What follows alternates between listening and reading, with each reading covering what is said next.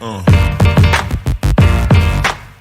pessoal, tudo bem? Meu nome é Júlia, eu sou a coordenadora de pesquisas do IPJAB e sejam bem-vindos ao IPJAB. Hoje a gente vai ter um convidado muito especial.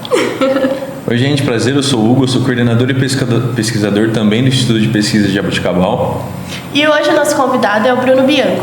Ele é o advogado da ACIAGE e também sócio da Bianco Machado.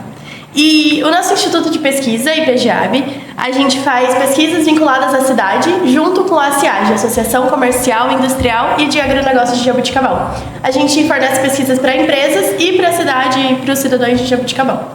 A gente gostaria também de começar agradecendo nossos colaboradores, principalmente a Elígia, a Organização Contábil, Beraldo Costa, Contabilidade Empresarial, Corfor, Organização Contábil, Uniodonto, Óticas Carol, Loja Certeza, a Faculdade São Luís, Master, Contabilistas Associados a Stephanie, Purificadores. Bom, gente, para a gente começar a nossa conversa, nada melhor que a gente perguntar o que motivou o senhor a escolher essa profissão, esse ramo e o que você faz hoje em dia. Boa noite a todos, muito obrigado Hugo, obrigado Júlia pelo convite, é gratificante estar aqui.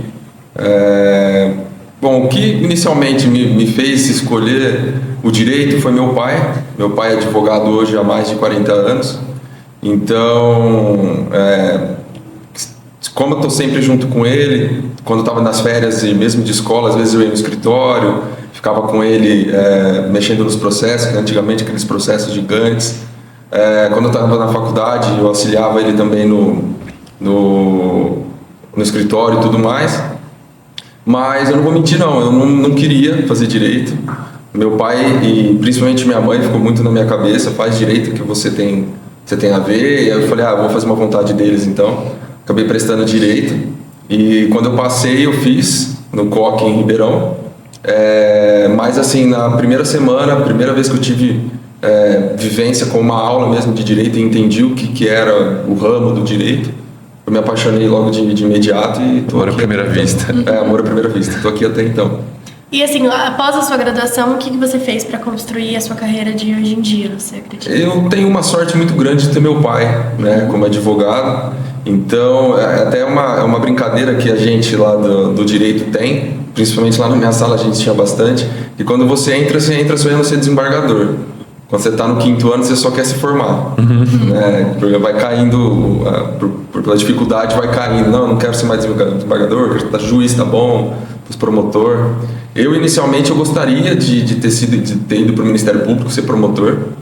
Consegui fazer um estágio lá e vi que não era o que eu queria. E aí meu pai me chamou para trabalhar com ele aqui. Na época eu morava em Ribeirão, então eu voltei para Jaboticabal. E comecei a trabalhar junto com ele no escritório. Comecei a trabalhar em 2016. Em 2017 eu tive a possibilidade de abrir a Bianco Machado, né, que é a minha empresa. A gente tem uma empresa de cobrança hoje, que é anexado junto com a Samarino, que é nosso principal cliente. Só que dentro da Bianco Machado eu faço a parte do jurídico, então tem muita ação acontecendo, tem muitos devedores, então a gente sempre está buscando receber esses valores e tudo mais. Então assim, comecei com o meu pai, fui buscando conhecimento, né, fui fazendo algumas pós, fui buscando contatos, então eu tive um mentor aí que está do meu lado até hoje, que é o meu pai, e que foi me apresentando contatos, foi me apresentando pessoas. Hoje eu posso dizer que eu tenho o meu nome, minha empresa, mas assim, tive muita sorte de ter o meu pai do meu lado me ajudando. Você acredita que por conta dessa mentoria que você teve do seu pai por todo esse tempo, você teve algum aprendizado específico, um aprendizado pontual que você fala, esse daqui eu não aprendi na faculdade, eu aprendi porque meu pai aprendeu com experiência e passou isso para mim? Cara, eu acho que duas coisas. Quando eu comecei a advogar, que meu pai me falou que eu levo para mim até hoje, em tudo, né, o que eu faço, não só na minha área, não só trabalhando, mas que é ser humilde, ter muito respeito e trabalhar com muita gana, com muita vontade, amar o que está fazendo. É muito clichê a gente falar isso, né? Todo mundo está falando, ama, faça o que ama e você não trabalhará. Isso, do meu ponto de vista, isso não acontece. Vai chegar um dia que você vai estar cansado, vai chegar um dia que você vai falar por que eu estou fazendo isso, mas na verdade você ama aquilo, né? Então meu pai me ensinou isso principalmente os dois primeiros, humildade e respeito. Humildade e respeito, ele falou, você chega em qualquer lugar.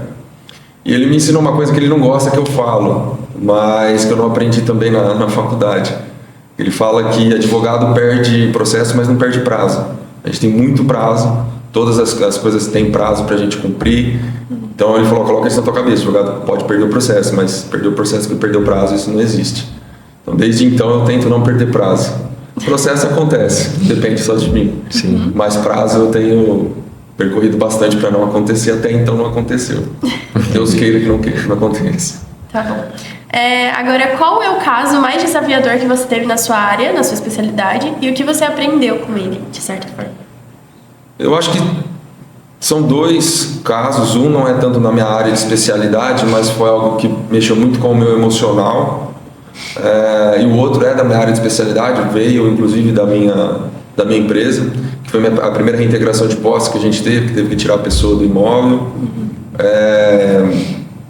Foi algo e um caso que me chamou muita atenção, porque eu participei primeiro aqui do começo ao fim dele, e como a gente faz essa cobrança, a pessoa era daqui de Jabuticabal, então ela estava sempre no escritório tentando resolver a situação, mas finalmente não teve como resolver. E quando a gente foi fazer a reintegração de posse, junto com o oficial de justiça, ela tinha deixado o cachorro dela para trás.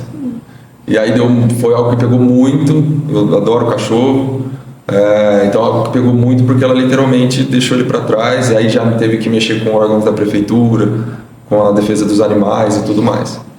E foi engraçado porque tudo isso que eu estou comentando eu tive que mencionar no processo. Quando o advogado dela tomou conhecimento, acho que foi 2, 3 dias depois a gente voltou com o oficial, já não tinha mais cachorro.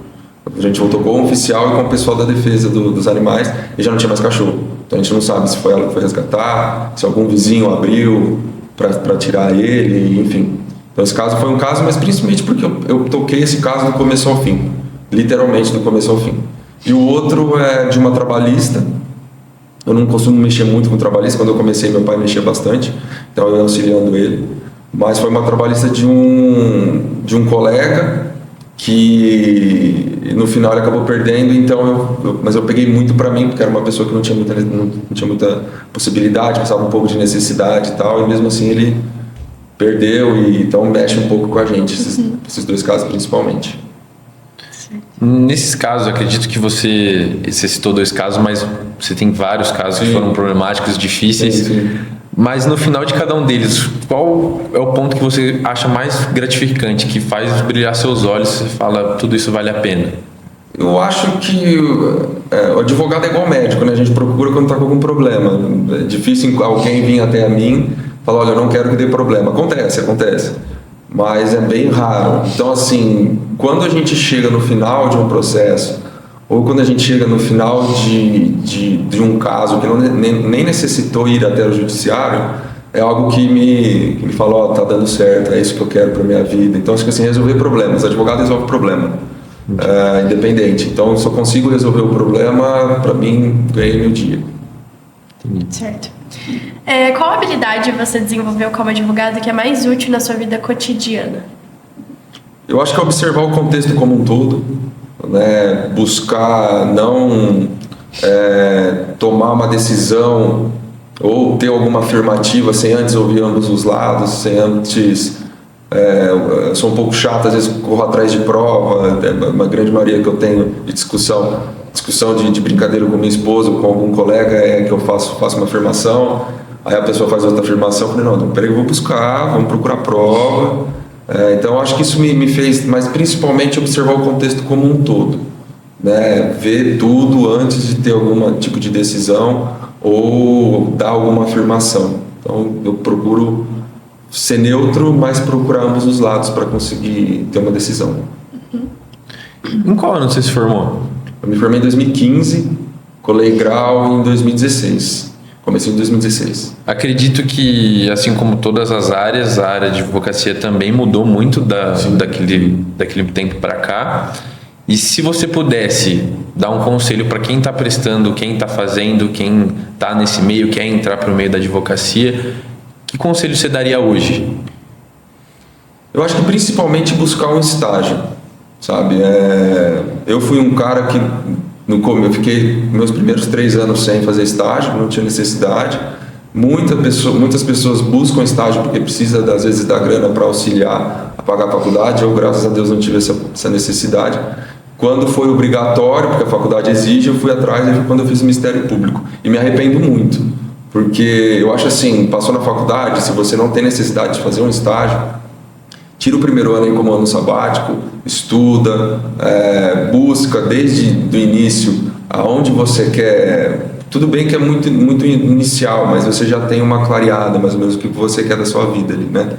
Então, busca qual área que mais te apetece, vai atrás, procura um escritório a partir do segundo ano de faculdade, que são 5, procura um escritório, sabe? Fica, sei lá, 1 ano no escritório, sai, vai em outro escritório, porque tudo isso vai gerar conhecimento e principalmente no direito, o que a gente aprende na teoria às vezes não aplica na prática. Então é na prática, no dia a dia, que você vai conseguir literalmente aprender o que você aprendeu na faculdade. Então, assim, se eu desse uma dica para o Bruno de 2011, quando eu entrei, busca estágio, sabe? Não fica parado, não. Sai andando, menino que não corre não vende picolé.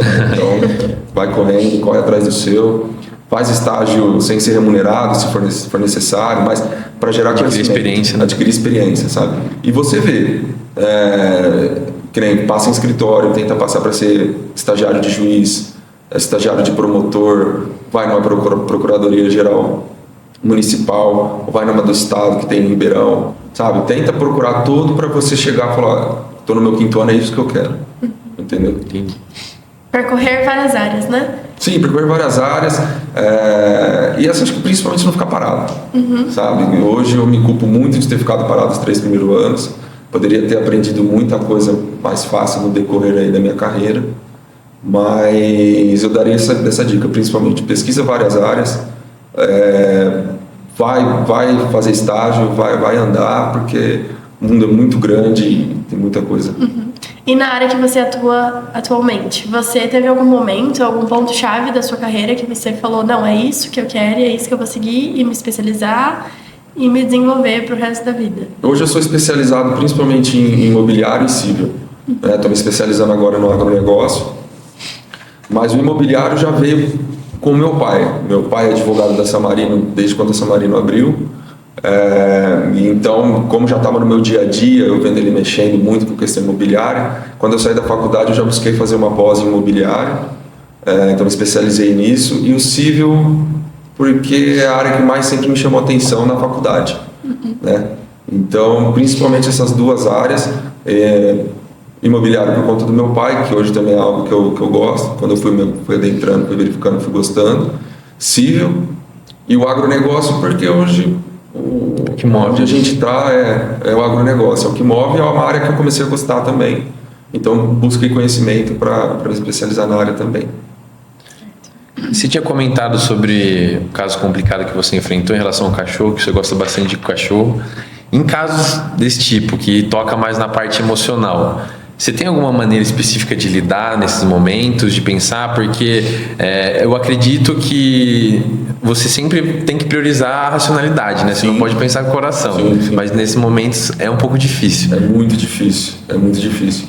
E eu acho que o maior problema ali é você abraçar o problema da pessoa, né? E acontece bastante. O que eu tento principalmente é fazer com que isso não aconteça, entender que esse é o meu trabalho. Então deu lá 6 horas da tarde, estou saindo do meu trabalho, deixo a minha mochila de Bruno, advogado ali, pego a minha mochila de Bruno, marido hoje pai, e vou para minha casa, entendeu? Então deixar no trabalho o que é do trabalho e de casa o que é de casa, que não pega tanto no emocional. Mas quando você está dentro do trabalho, você não consegue, tem dias que não tem como.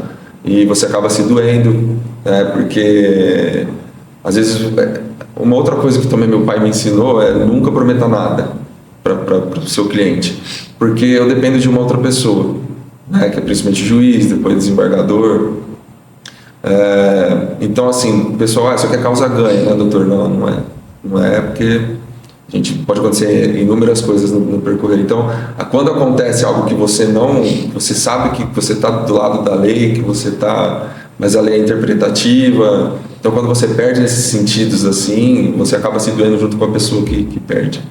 Mas eu tento fazer isso que eu falei, não levar para minha casa e vice-versa. Eu cresci ouvindo isso também, meu pai sempre falou, o problema do trabalho é do trabalho, da porta de casa não entra. Tem vezes que não dá, não tem como, porque às vezes Sim, é um problema bem grande e você acaba levando, né? Aí quem acaba sofrendo um pouco é a esposa, é o pessoal que está dentro de casa. Mas principalmente os meus grandes maiores horários eu tenho tentado deixar dentro de casa os problemas. Dentro de casa não, dentro do trabalho, os problemas do trabalho. E você atuando, né, no direito há um tempo, no mercado de trabalho mesmo, você acredita que quais áreas hoje em dia tem mais oportunidade para os jovens advogados? Eu acho que algumas áreas nunca saíram de que a gente chama de moda, né? É o tributário, a área do tributário, é uma área que, além de trazer muito dinheiro, é muito ampla, principalmente agora que a gente está precisando de uma reforma tributária. Então vai precisar de advogados bem capacitados com essa nova reforma. É uma área nova não, é uma área que está sempre em ascensão. Acho que o previdenciário, o do agronegócio, como eu comentei, que o agro é o que move hoje, principalmente o local e a região que a gente está, mas é o que move o Brasil. E eu acho que principalmente esses três, não pensaria em mais nenhum outro. A área civil é muito grande, né? Então, assim, é uma área que é promissora, porque ela é muito grande. Mas, se você me perguntasse isso há 5 anos atrás, 3 anos atrás, quando veio a questão da pandemia, eu já te responderia que é a área do consumidor, porque o que teve de gente passando por problemas, né? Mas eu acho que principalmente essas 3 áreas são áreas bem promissoras, aí, tributário, previdenciário e o agronegócio. E teve alguma que surgiu com mais ênfase, com mais oportunidade nos últimos anos? Eu acho que o agronegócio. O agronegócio vem crescendo bastante. E foi o que eu falei, principalmente se é um advogado que está na nossa região, eu aconselho, foca no agronegócio, porque é algo que vai trazer bons frutos aí. Puxando o gancho nessas áreas mais atuais, você acredita que a inteligência artificial irá substituir em algum momento parte do trabalho do advogado? Tipo, alguma área específica? Eu acho que já substitui. Já tem bastante área, bastante inteligência artificial que faz já o trabalho de um advogado. Mas não acho que ela vai substituir como um todo. Isso não vai acontecer porque você vai precisar da figura advogado. Aonde ela substitui? Às vezes, um escritório que tinha 30 advogados necessita, às vezes, só de 4, 5 e o resto é tudo advogado por inteligência artificial. Né? E acontece, querendo ou não acontece. Hoje mesmo no Instagram apareceu para mim, tem seu escritório sem pagar nada, só inteligência artificial, né? Mas já aconteceu de cliente chegar em mim e começou a fazer umas perguntas que eu até questionei, você está contra advogado? Não, eu tô com a IA aberta aqui, estou fazendo pergunta para ela. Né? Então eu comecei a ser cobrado pela inteligência artificial. Caramba, e você já presenciou assim alguns erros grotescos? Já bastante. É muito claro quando você pega a gente chama de peça, né? Quando você pega uma peça feita por algum advogado que utilizou IA, fez literalmente Ctrl+C, Ctrl+V, porque ela vem do jeito dela, né? E outra coisa que eu acho que porque também não substitui como um todo, os tribunais de justiça hoje já estão batendo muito firme com inteligência artificial para combater a inteligência artificial. Então, assim, eles estão pegando peças, se eles suspeitam, passa por uma inteligência artificial deles que eles têm e vê se foi feito com inteligência artificial. Se foi, aí dá as penas que o advogado pode ter pelo Código de Ética. Né? Então, assim, o próprio Conselho Nacional de Justiça já vem brigando contra isso, mas não tem como... não tem como, não esqueça IA, nunca mais precisamos mexer, isso não tem como. Entendi. Eu acho que isso é a cabeça deles. Vamos combater para que isso não fique um negócio muito esdrúxulo. Né? O cara não tem nem a competência de dar uma linda no processo. Quais são os tipos de punição que o advogado pode receber por uso dessas peças que você diz? Vai desde censura, que é uma simples advertência formal, por escrito, até suspensão da carteira de advogado, que ele fica um tempo, que pode ser de 6 meses até sei lá quantos anos, sem advogar. Mas eu acho que vai principalmente censura, vai censura uma vez, censura 2. O Código de Ética tem várias coisas vários tipos de penalidade e tudo mais. Mas, além disso, pode dar uma litigância de má-fé, o juiz pode dar uma litigância de má-fé para a parte, o advogado não recebe, Mas você imagina o seu cliente ter que pagar, vamos supor, nos casos aí, R$10.000 porque você utilizou da inteligência artificial, né? Fica feio pro Fica muito feio. E o cliente pode vir depois pedir para ele pagar. O cliente paga, depois ele vem atrás do cliente para o cliente pagar, para o advogado pagar. Entendi. Certo. Assim, agora fora do conhecimento jurídico e durante a sua graduação ou quando você ingressou no mercado de trabalho, quais habilidades você acredita ser muito importante para você ter fora dessa parte jurídica mesmo? Sim. E que você fez ou que você gostaria de ter voltado e ter feito? Eu até dei uma anotada aqui para eu não me perder, mas eu acho que principalmente a questão do respeito, da humildade, foi o que eu comentei que meu pai me passou. A gente vê muito advogado recém-formado extremamente desumilde. Então, assim, principalmente respeito e humildade, fui aprendendo isso, eu sempre tive dentro da minha casa, então, assim, foi um pouco mais fácil quando eu comecei a advogar. Mas eu daria essa dica para quem está começando: tenha muito respeito, principalmente pelos advogados mais velhos. Tenha humildade para ouvir dos advogados mais velhos também, tá? Não tenha medo de perguntar, não tenha medo de errar. Então isso também, eu perdi o medo de errar, porque com os erros, principalmente foi quando eu fui aprendendo. Além disso, muita perspicácia, ser uma pessoa muito perspicaz e ter muita atenção nas coisas. Foram habilidades que eu fui adquirindo aí e que eu utilizo no meu dia a dia, principalmente. Você tinha comentado que hoje em dia você vê esses anúncios de tem o seu escritório só com inteligência artificial. Você comentou também que às vezes um escritório com 30 advogados é comandado só por 4 e as inteligências artificiais.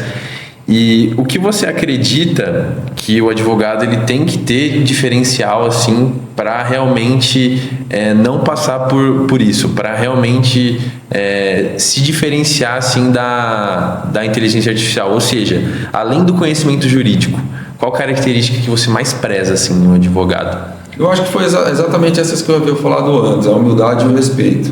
Porque se você... Hoje, qual que é o maior problema do judiciário hoje? É que ele está abarrotado em muito processo, né? Então, às vezes um processo demora anos, que é alguma coisa muito simples, mas que demora anos para acontecer. Desculpa. Então a gente tem tentado muito pela extrajudicial, sabe? Sem ter que utilizar do judiciário. Então, se você consegue ser uma pessoa humilde, respeitosa, uma pessoa que você sabe conversar, que você sabe debater com a outra parte, você consegue resolver essa situação sem ter que buscar o judiciário, né? Então, acho que principalmente respeito e humildade, cara, vai te levar para qualquer lugar, literalmente. Não só na área de advocacia. Não, em qualquer lugar, te leva longe. Certo. Tendo em vista o mercado atual e tudo que está acontecendo no cenário da atualidade, a IA, e como as coisas estão indo hoje em dia, o que você espera do futuro da advocacia, como a graduação e no mercado mesmo?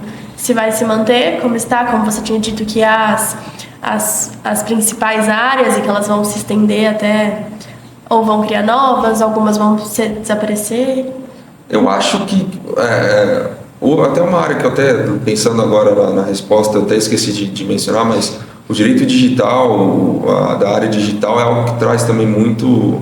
É uma área nova e que está em grande ascensão. Eu acho que é a área que vai acabar dominando, né? Mexer principalmente com questão de e-commerce, vendas por fora, direito internacional, entendeu? Que mexe muito por essa questão de ter muita exportação, importação. O advogado que souber mexer com isso vai se destacar, né? E eu acho que principalmente isso vai alterar, mas eu acho também que, caindo nessa questão do que eu comentei de que o judiciário está abarrotado, eu acho que vai começar a existir possibilidades pela área extrajudicial de você resolver os problemas sem depender 100% do judiciário.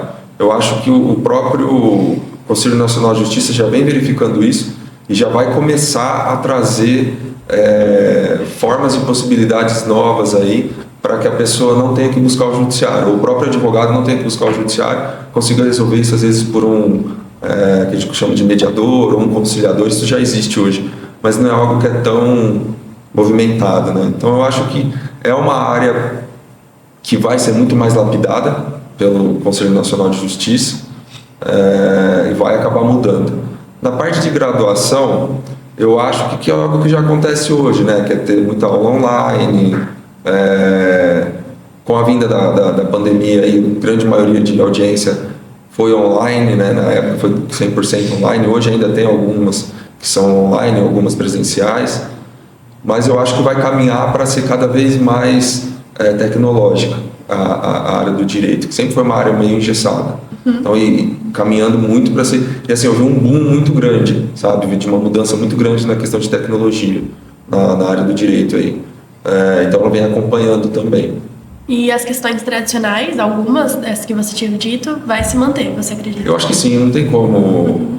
O direito, ele é muito tradicionalista, né? Ele é muito... Para você ter uma ideia, eu posso estar enganado, mas o nosso Código Penal é de 1930, né? Então, já vai fazer 100 anos que tem o mesmo Código Penal.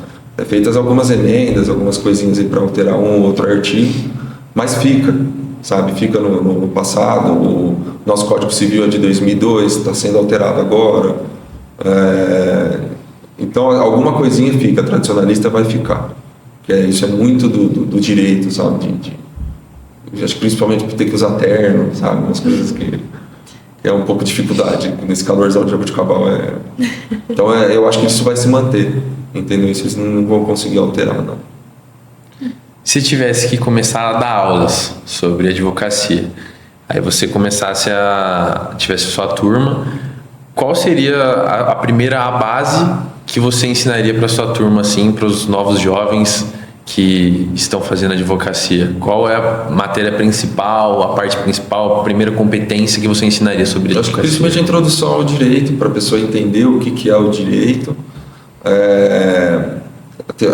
Eu tive uma aula de teoria geral do processo também, que é algo muito interessante, porque às vezes não, 100%, se a pessoa já não trabalhava no meio, 100% das pessoas que se vê diante de um processo não sabem o que é um processo. Então, assim, a teoria geral do processo, para você entender que tem um começo, meio e fim, o que é o começo, meio e fim.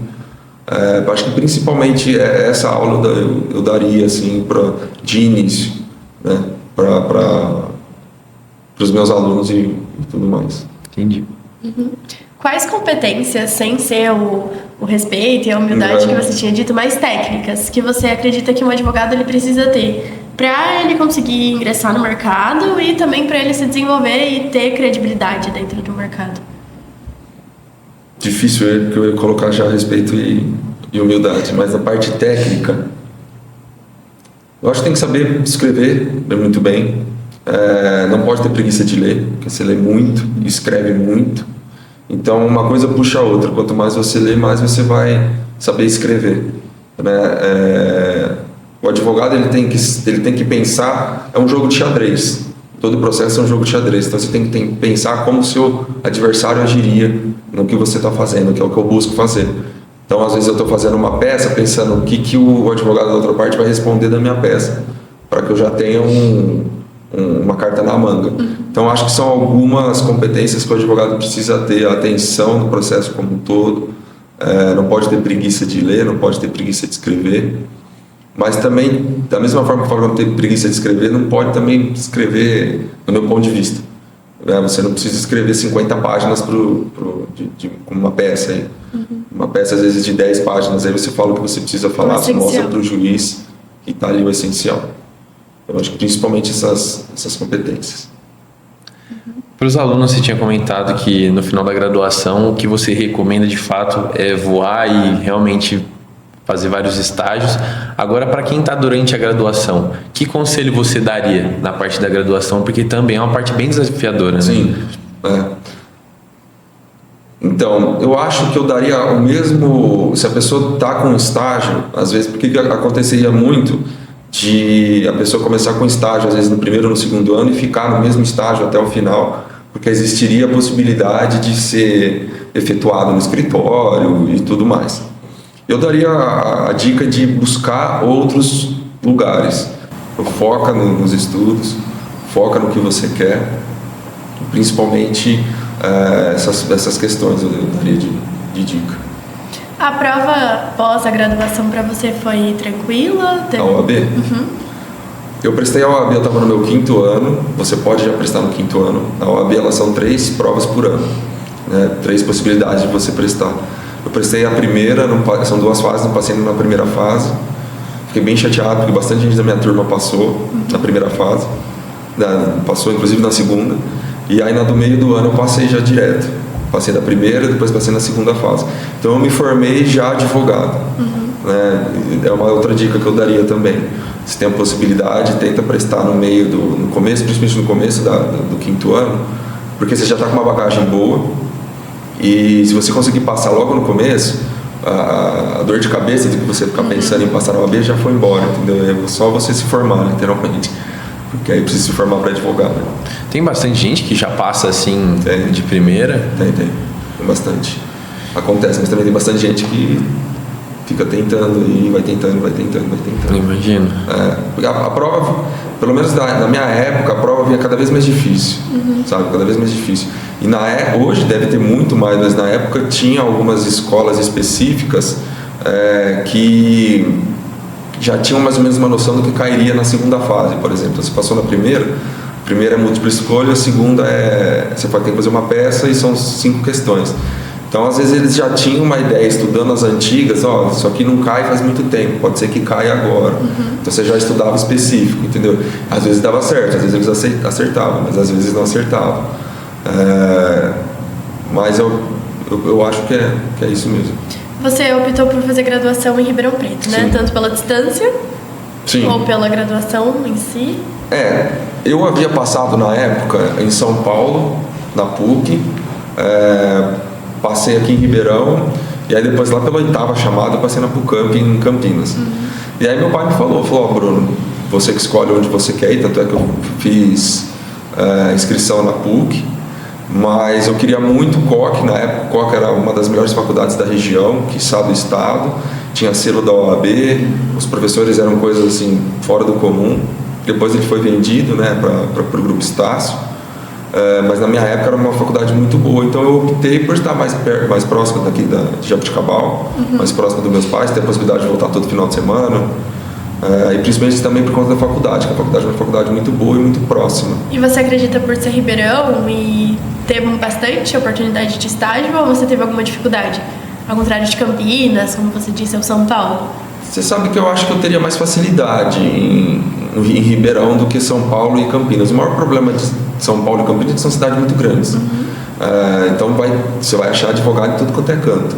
Mas da mesma forma que você vai achar uma possibilidade de estágio que às vezes está distante de você 10 quilômetros. Então você tem que sair cedo pra caramba para ir e tudo mais. Ribeirão é uma cidade grande, mas é uma cidade também que tem muita oportunidade. Tem muito advogado bom. Então assim, foi difícil conseguir estágio? Foi. Mas por conta daquilo que eu comentei, que eu não ia muito atrás. Quando você começa a ir atrás, você acha. Pode ser que você não ache remunerado, mas você acha. Entendeu? Tem sempre gente querendo estagiário, e às vezes o estagiário não combina com o advogado, então roda muito estagiário. A gente já sabe de tudo isso quando está na faculdade. Determinado escritório roda muito estagiário, sabe? Eles não gostam muito de estagiário, ou eles ficam rodando para ver qual é o melhor, porque eles já pegam um talento e já seguram. Entendeu? Então assim, acho que isso não traria uma facilidade por estar em São Paulo ou Campinas. Eu acho que Ribeirão foi tranquilo. Foi. Você chegou a contratar estagiários na sua empresa? Bastante. Bastante? Bastante. E da área de advocacia? Sim, principalmente da área de direito. Entendi. Tenho 2 lá hoje com a gente trabalhando.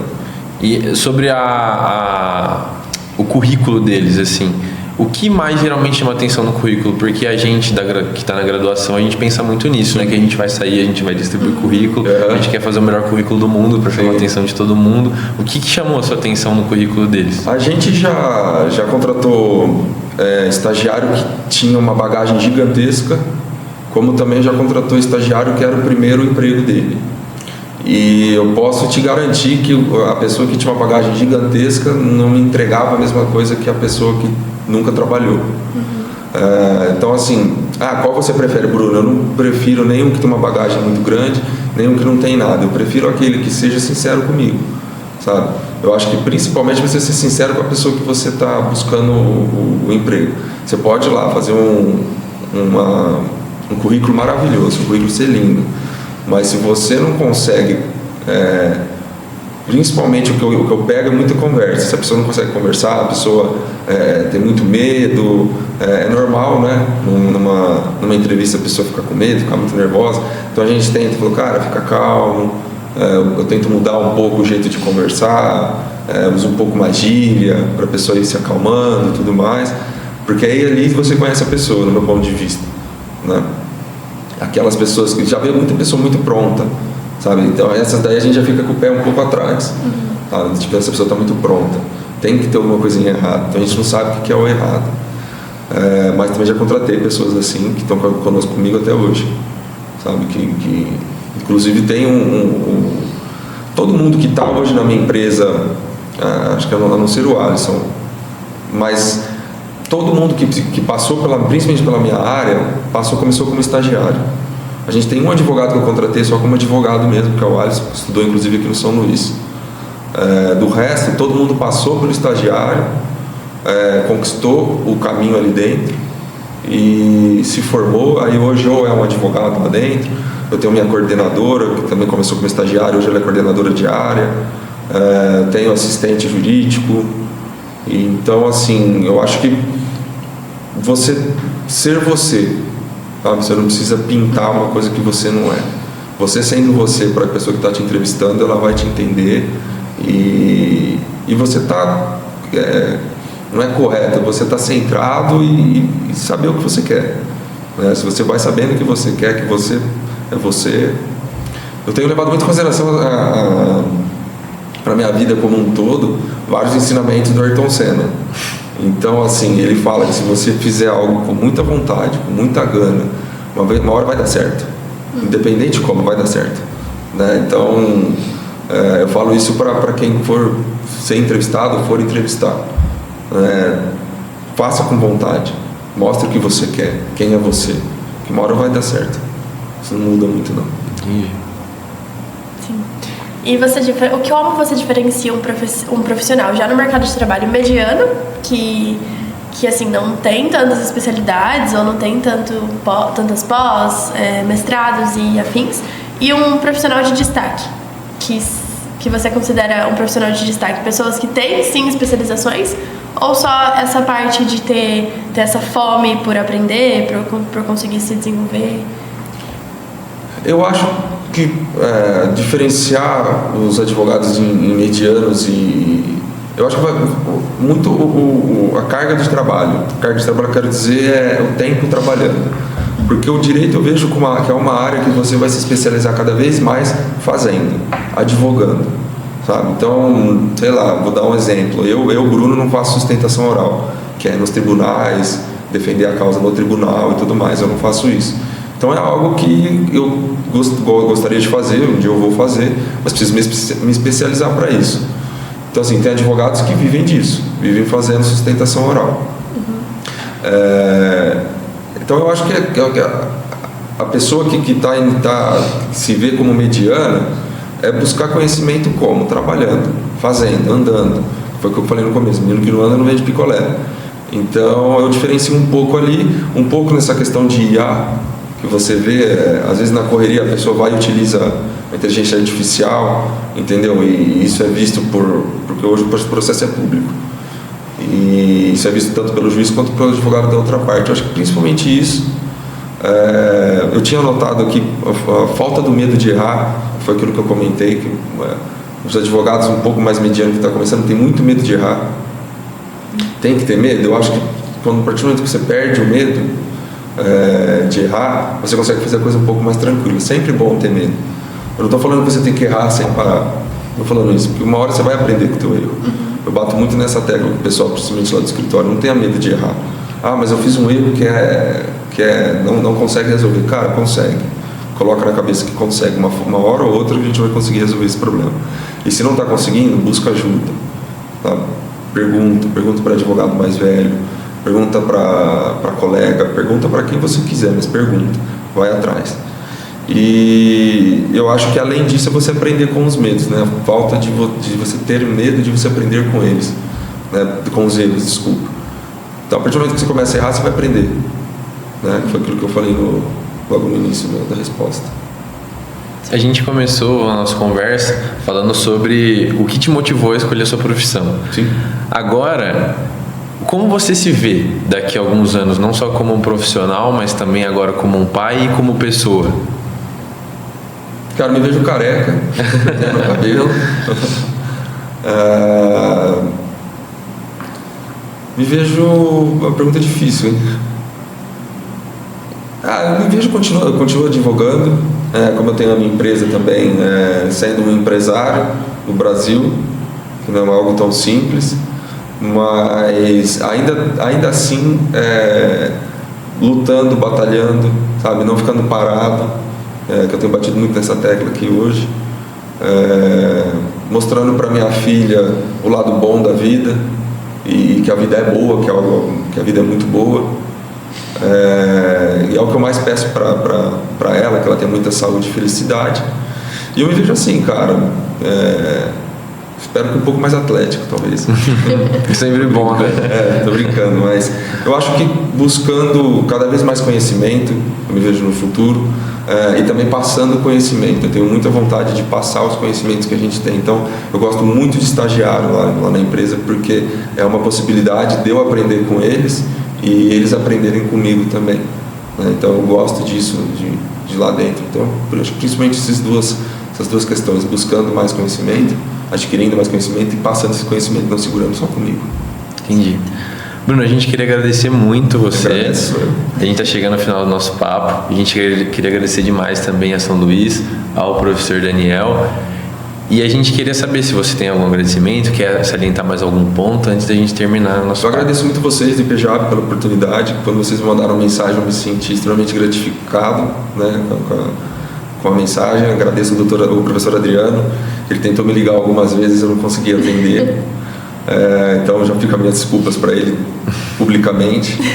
Agradeço você, Hugo, agradeço você, Júlia, pela atenção comigo aí. E é isso, não tenho mais nenhum ponto. Só isso. Beleza, muito obrigado e muito obrigado a todo mundo que acompanhou a gente até aqui. Até o próximo episódio.